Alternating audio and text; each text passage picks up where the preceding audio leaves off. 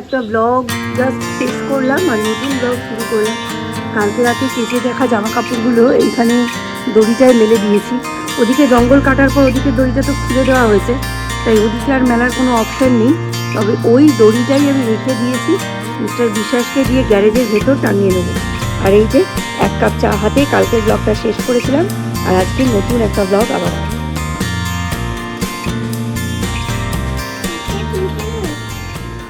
আবার কি লিখে দিতে হবে? কার শোরুম? আচ্ছা, দীপকে এক্ষুনি এক কাপ চা করে দেবো। চাটা খেয়ে পড়তে বেরিয়ে যাবে, বাড়ি আসবে 12টায় এসে গ্লুকন্ডি খেয়ে আমি ওকে ভাবছি লাঞ্চটাই দিয়ে দেবো, কারণ তারপরে আর ব্রেকফাস্ট করলে সুন্দর হাওয়া দিচ্ছে আজকে। এই গাছটার দিকে তাকালে বোঝা যাচ্ছে, গাছপালা থাকলে বোঝা যায়। এখানে তো নেই, পরিষ্কার হয়ে গেছে, বাবা শান্তি।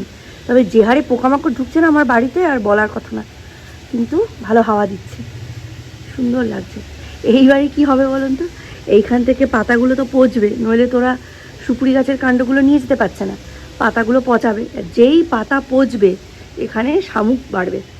আমরা তো জুলজি স্টুডেন্ট, আমরা জানি পাতা পচা দেখলেই শামুক বাড়ে। এই যে কন্টিনিউয়াস বৃষ্টি হচ্ছে, পাতাগুলো পচবে, শামুক বাড়ে। মর্নিং ওয়াকটা ঝটপট করে নাও, তারপর ব্রাশ করো, ব্রাশ ট্রাশ করে তারপরে আমরা খাবো। আরে দূর, ওটা তো দাদা অনলাইনে পড়তে চলে যায়, অফলাইনে লোকে পড়তে চলে যায়। অনলাইন মানে বাড়িতে বসে পড়া, আর অফলাইন মানে স্যারের বাড়িতে গিয়ে পড়া। ও অফলাইনে পড়তে গেছে। একটা ওয়ার্ড ইউজ করবি? হ্যাঁ হ্যাঁ, দরজা খুলে দিয়েই গেছে। তুমি যাও, বলো ভাইকে মর্নিং ওয়াকে পাঠাও। কাজগুলো সারার জন্য উপরে এসেছি। সব সময় এই পর্দাটা খোলা, মাথা গরম হয়ে যায়। আজকে আমার রান্না বান্না তেমন কিছু নেই। কাল রাতে তো দেখলেই অনেক রান্না করেছি, ওইগুলো দিয়েই আজকে দুপুরে হয়ে যাবে। আর টিফিনের কথা ভাবছিলাম যে সৌম্যকে কি টিফিনে দেব। বাবা টিট্টি মহারাজ, যাই হোক, সৌম্য বলে গেল যে পড়াশুনো করার পরে ও আর করবে না, টিফিন করবে না। ও 12টা নাগাদ আসবে, এসে সোজা ও করে নেবে, লাঞ্চ করে নেবে। তবে সেই লাঞ্চও আমাকে বানাতে হবে না, বানাতে হলেও খুব একটা অসুবিধা ছিল না, কিন্তু বানাতে হবে না। ও নাকি আজকে পিৎজা খাবে ডমিনোস থেকে অর্ডার দিয়ে, তাহলে তো আমার প্রশ্নই নেই। আর যা রান্নাবাটি কাল রাত্রিরে করেছি, ওতে আমার আর সৌর্যের হয়ে যাবে। এনেই করে কিন্তু অনেক গাছ করে ফেলেছি, এইগুলো একটু বড় হলেই একদম ভর্তি ভর্তি লাগবে। একটা জিনিস দেখাবো, এই তো একটা স্নেক প্ল্যান্ট, আরেকটা যে স্নেক প্ল্যান্ট আছে সেটার গোড়া দিয়ে একটা চারা বেরিয়েছে। তখনই একটু যেন মনে হচ্ছিল বেরোচ্ছে। এটা খুব তাড়াতাড়ি ভর্তি হয়ে যাবে। ছোট জায়গা হলে না স্নেক প্ল্যান্ট তাড়াতাড়ি গ্রো করে। ওকে এই শোকেসটা ফাঁকা করে দেওয়া নিয়ে কম জল ঘোলা হয়নি, প্রায় কার্যত বলতে গেলে মিস্টার বিশ্বাসের সঙ্গে লড়াই করে আমি এই শোকেসটা সৌম্যকে ফাঁকা করে দিয়েছিলাম। তাই নিয়ে কত জল্পনা কল্পনা, কত কথা। স্বাভাবিক, একটা ইমোশনাল গ্রাউন্ডও তো মিস্টার বিশ্বাসের ছিল, যে মা এটাকে সাজিয়ে গেছে, তুমি এই জিনিসগুলো সরিয়ে দিচ্ছ। ও পুরুষ মানুষের থাকে, কিন্তু আমাকে তো রিয়ালিটিটা বুঝতে হবে। এখানে সৌম্যের এত বই, তা সত্ত্বেও সৌম্যের ঘরে গেলে দেখুন, এই দেখুন, থাকে এত বই সাজিয়ে রাখা। এতগুলো বোতল কি করে নিয়ে যাবো বলুন তো? এইগুলো আবার জল ফল ভরে রেডি করে রাখতে হবে। প্রায় 6টা না 7টা 8টা বোতল রয়েছে। কোন বলতে পারে না 2 সন্তান বা 3 সন্তানের মধ্যে তার কোন সন্তান সব থেকে প্রিয়। বলতে পারে প্রিয়তম, এরম বলতে পারে না। সেরম আমিও বলতে পারি না কোন গাছটা বেশি আমার প্রিয়। এই গাছটার শেপটা আমার ভীষণ পছন্দ, তাই এই গাছটাকে আলাদা করে প্লান্টিং করে এখানে রেখেছি। একটু হয়তো কালো কালো আসবে ভিডিওটা, কারণ লাইট সোর্সটা তো ওইদিকে। আমি এখন সৌর্যের জন্য বানাচ্ছি লুচি। এই ময়দাটা মিস্টার বিশ্বাসী কাল রাতে মেখে দিয়েছেন। তা লুচি হলে বা রুটি হলে আটা ময়দাটা ওরাই মেখে দেয়। আমি এই কাজটা একদম এনজয় করি না, তাই জন্য এখন লুচি ভেজে ওকে দিচ্ছি। অনেকক্ষণ থেকে বায়না করছে আম্মা বাড়ি যাব, কিন্তু আমার ধান্দাটা অন্য। আমি লুচি ভেজে খাইয়ে ওকে একটু পড়াতে বসাবো। আমার একটু বেরোতেও হবে, একটু আম আনতে হবে, একটু আলু আনতে হবে।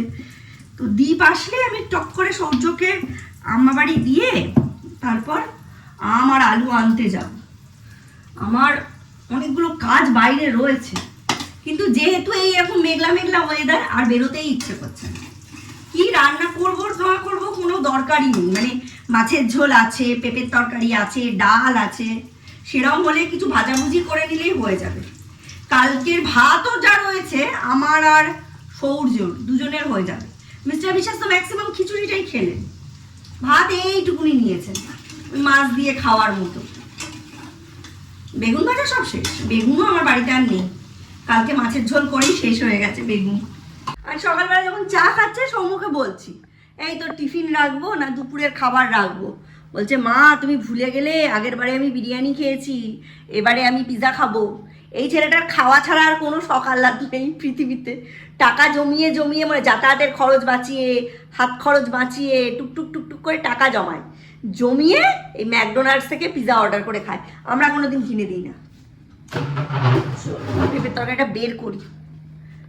আরে কোনো কাজ নেই, আর কাজ না থাকলে দেখবেন কোনো কাজ এগোয়ও না। কাজ থাকলে অনেক কিছুই হয়, না থাকলে একদমই হয় না। বের করেছি। আজকে সৌর্যকে খেতে দিলেই মোটামুটি আমার সকালের কাজ শেষ। পড়াতে বসতাম, পড়ানোর কথা যেই বলবো না সঙ্গে সঙ্গে পালিয়ে যাবে আম্মা বাড়ি। কালকে না পরশু দিন, কালকে আম্মা এসেছিল, বলছে আমাকে একটা কিছু দিয়ে যেও, সৌর্যকে তো পাঠাচ্ছ না তুমি, সৌর্যকে একটু দই দেবো। আমি বললাম জামাই ষষ্ঠীর খাওয়া নাকি? বলছে না না, ওকে না দিয়ে দই খেতে ইচ্ছে করে না। কালকের ব্লগ খুব বেশি বড় হয়নি, তার কারণ হচ্ছে কালকে ম্যাক্সিমাম দিনটাই আমি ওই টুকরো টুকরো বলে অডিও স্টোরিটা শুনেছি। 9:05 অবধি চলেছে। দ্বিতীয় পার্টটা 2 ঘন্টা 41 মিনিট। প্রথম পার্টটা তাও একটু ছোটো। গল্পটার মধ্যে অনেক ড্রব্যাকস আছে, অনেক মিসিং লিঙ্ক আছে, 2-3 বার পড়লেই বোঝা যাবে, মানে দেখলেই শুনলেই বোঝা যাবে। বেশ সুন্দর গল্পটা, তবু ভালো। এখন আমি শুনছি, কালকে রাত্রি থেকে শুরু করেছি ধূমাবতী, দশমহাবিদ্যার এক রূপ ধূমাবতী, সেই ধূমাবতী নিয়ে মানে শুনছি। বেশ ভালো, দারুণ দারুণ কয়েকটা গল্পর মানে জাংশন ইউটিউব চ্যানেল সাবস্ক্রাইব করে রেখেছি, দেখি কোন গল্পটা আমার ইন্টারেস্টিং লাগছে সেটাই শুনি। গপ্প মিরের ঠেক, সানডে সাসপেন্স, রেডিও মির্চি, তারপরে হচ্ছে 9টার মিডনাইট হরার স্টোরি, অনেকগুলো করে রেখেছি। গল্প শুনতে তো আমি খুব ভালোবাসি, আর গল্প শুনলে না এই দুপুরের ঘুমটা থেকেও বেঁচে যাই। খাওয়া দাওয়া করে একটু গল্প টল্প শুনে সৌর্যকে নিয়ে মানে যদি জেগে থাকে ছাদে চলে যাই, আর যদি জেগে না থাকে মিচিমে চলে যাই, সুবিধা হয়। চলুন এখন খেতে দেবো। বাবারি বাবা, দৌড়দৌড়ি করতে করতে একদম মানে। সৌর্য টিফিন দিয়েছি। স্যাটারডে যুগলের কাছ থেকে আঁকাটা কনফার্ম করিয়ে নিতে হবে। আম কত করে গো? আম কত করে দাও? 3 কেজি মতো দাও। না না দিয়ে ডাল পাতা দিয়েও 150, ডাল পাতা ছাড়াও 150। ডাল পাতা ছাড়া 150 টাকা। 3 কিলো আলু দিয়ে দাও খালি। চিকেনের দামটা কম, কিন্তু আলু আর আম কিনতে গিয়ে আমার সব টাকা শেষ হয়ে গেছে।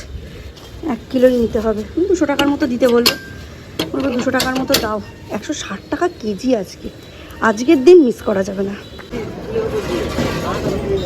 31 পিসি এসেছিল কেক টেক দিতে, আর পিসেমশাই এসেছিলো দেখা করতে। ওই যে দেখতে পাচ্ছেন, পিসেমশাইয়ের সঙ্গে হেঁটে হেঁটে চলে যাচ্ছে।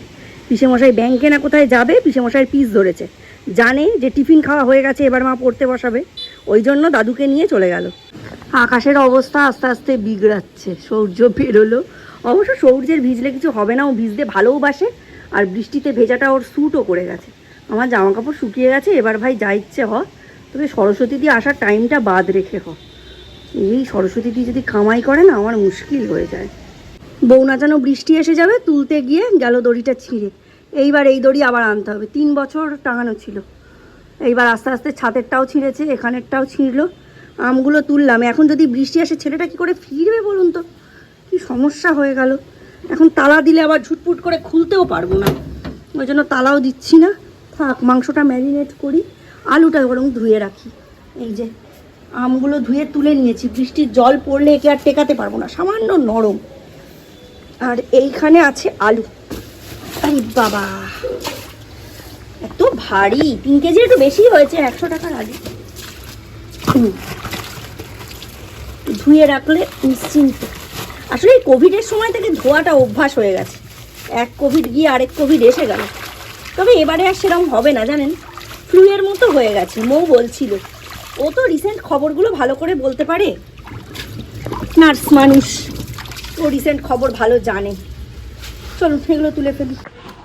মাংসটা এনে তো ম্যারিনেট করে রেখেছি, কিন্তু আজকে মাংস করার কোনো ইচ্ছে নেই, কোনো রান্নাই সকালে করার আজকে কোনো প্রয়োজন নেই, খালি ভাতটুকু করতে হবে। সবজির মতো একটু ভাত বসালাম। আর এই যে এইটা ছিল বাড়িতে, এর সাথে এটা একটা করলে তো কম হবে, তো ওই জন্য আমি একটা করছি না। কালকে রাতে আমি ছোলার ডাল ভিজিয়ে এই যে এটা করে রেখেছি। আজকে এটা দিয়ে ধোকাটা করে, ধোকা কেটে ভেজে রেখে দেবো, যেদিন ইচ্ছে হবে কারি করে জাস্ট দিয়ে দেবো। ধোকাটা একদিনে করা না, একটু চাপের হয়ে যায়, তো ওই জন্য দুদিনে ভাগ করে করবো। এই যে মাংসটাও মাখিয়ে রেখেছি, নুন, হলুদ, জিরে গুঁড়ো, ধরে গুঁড়ো, সর্ষের তেল, গরম মশলা গুঁড়ো সব দিয়ে। আর এখানে এই যে ধোকাটা রেডি করে সেট করে রেখেছি। একটু পরে, এখন এটা ফ্রিজে ঢোকাবো, একটু পরেই এটা শক্ত হয়ে যাবে, তখন এটা ভেজে একটা এয়ারটাইট কন্টেনারে করে রেখে দেবো।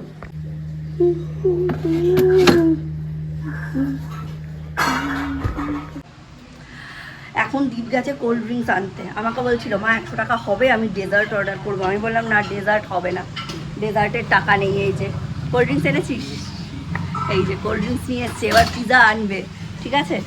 বলেছিস তো লিখে রাখতে? আচ্ছা, কত টাকা নিল? 40। আর আমি আবার ক্যালকুলেটারে নোটপ্যাডে আলাদা করে লিখে রাখি না, খাতা করিনি এখনো, করে নিতে হবে একটা। আর বাকি তো ওনার কাছে তো খাতা আছেই টুকটাক। বাড়ির কাছে থাকলে কে আবার জামা কাপড় চেঞ্জ করে সেই বড় রাস্তায় যায় বলো, ব্যাপারটা সেই। আর খুব বৃষ্টি হচ্ছিল, এখন একদম রোদ বেরিয়ে গেছে। আজকে আর বৃষ্টি হলো না, কিন্তু সৌর্য বিশাল জেদ করছিল যে মা আমাকে তুমি আজকে বেড়াতে নিয়ে যাবে বলছিল, তা নিয়ে আর যাইনি। ওকে ভুজুং ভাজুং দিয়েছি, আর ও দেখছে বাড়িতে থাকলে পড়তে হবে, সেই যে বেরিয়েছে, ও আর ঢোকেনি। সৌর্য আসার আগে এই জিনিসটাকে ফেলে দিতে হবে। দীপকে ওই আমার একটা কালো রঙের প্লেট আছে না, ওইটার মধ্যে তুলে দিয়েছি, এটা দেখলেই বুঝে যাবে। দাদা তুমি পিজা খেয়েছো? আমি বললাম তুই এখনই খেয়ে নি, নইলে দীপকে আর একা একা খেতে দেবে না, এনজয় করতে দেবে না। ও আসুক, ও আর আমি একসাথে খাবো। ওইটা চালানো না তো যাই হোক, সরস্বতী দিয়েও কাজ করে চলে গেছে। আমারও ধোকা টোকা কেটে ভেজে রেডি করা হয়ে গেছে। গিয়ে দেখছি নেই, পটলের তরকারিও নেই, আর পেঁপের তরকারিও নেই। মানে দীপ হয়তো সকালের টিফিনের জন্য একটু খেয়েছে, মানে ও এরকম বাটি করে তরকারি খায়। যাই হোক, তাই আমি ধোকা কয়েকটা বার করেই রাখলাম। ডাল, ধোকা, ভাজা আর মাছের ঝোল, এই দিয়ে আমাদের হয়ে যাবে। আজকে শুনছি মিডনাইট হরর স্টেশনে তোমার এই মুহূর্তে বেশ জমানো লেখা, আর ফিমেল ভয়েস আর্টিস্টের গলাটা আমাদের অনেক বলতে আমি রেডিও বা রেডিও টকে শেয়ার গ্রুপ। এখন যাবো সবজিটা আনতে, খাইয়ে এখন আসতে।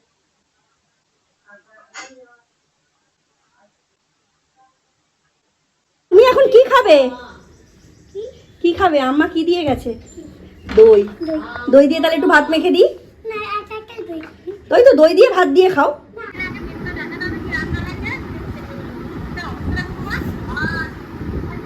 প্রায় সন্ধে হয়েই এসেছে, শুধু সন্ধ্যের এই আকাশটা দেখার জন্য ছাদে উঠলাম। পায়ে আজকে খুব ব্যথা, আজকে পায়ের এক্সারসাইজ করেছি, সাংঘাতিক ব্যথা।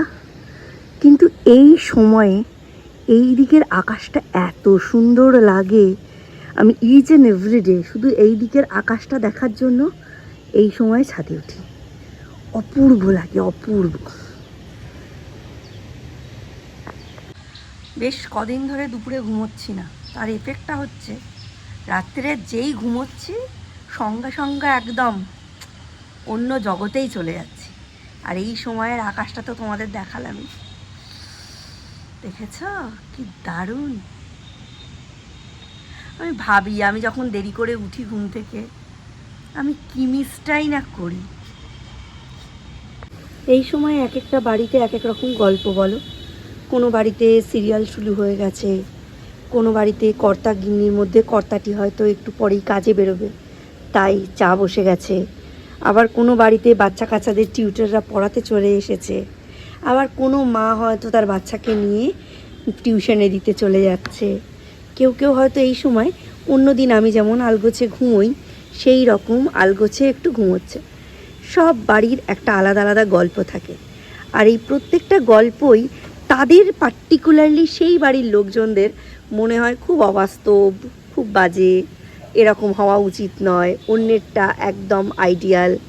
কিন্তু প্রত্যেক বাড়িরই একটা নিজস্ব গল্প থাকে, আর সেই গল্পগুলো প্রত্যেক বছর কুড়ি অন্তর অন্তর বদলে বদলে যায়। এটাই কিন্তু সব থেকে বড় সত্য। ঠিক 20 বছর আগে আমাদের বাড়ির গল্পটা যেরকম ছিল এখন কিন্তু সেরকম নেই।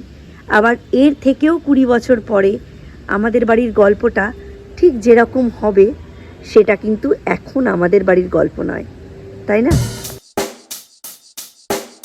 Check the mic and make sure it sound right, boys.